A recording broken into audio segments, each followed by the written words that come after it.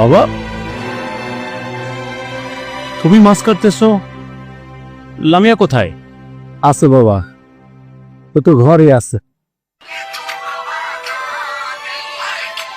তুমি মাছ কাটতেছো কেন বাবা? বাবা, ও তো মেয়ে মানুষ, আর টাইপ বাড়ানো, আর ওর স্কিনে কি সমস্যা, সেই জন্য বাবা মাছটা আমি কাটতেছি। পরশুদিন দেখলাম তুমি ছাদে কাপড় শুকা দিচ্ছ। কাপড় চোপড়গুলিও তুমি দাও নাকি? না বাবা, মাঝে মধ্যে আর কি ধুয়ে দেয়, আর তাছাড়া বৌমার হাতের স্কিনে নাকি সমস্যা। আমারও বোঝার বাকি নেই বাবা। এই লামিয়া, লামিয়া, আসতেছি।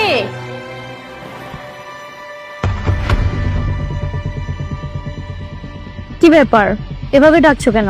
আর তুমি হঠাৎ এই সময় বাসাতে? বাবা এখানে মাছ কাটছে, তুমি ঘরের মধ্যে কি করছো?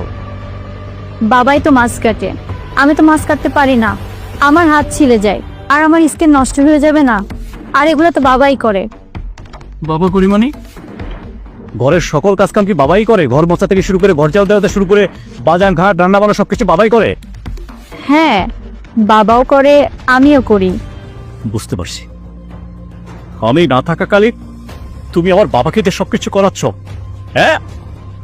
বাবা, তুমি মুখ বুঝে সবকিছু সহ্য করে যাচ্ছ আর আমাকে কিচ্ছু বলছো না। আহা বাবা, তুই শুধু শুধু উত্তেজিত হচ্ছিস, সংসারটা তো আমাদেরই।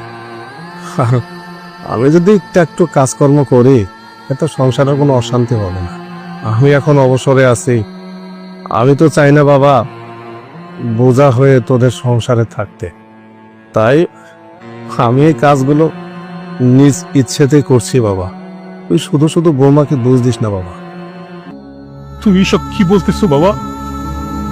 আমি তোমার সন্তান, তুমি আমার বোঝা হবে কেন বাবা?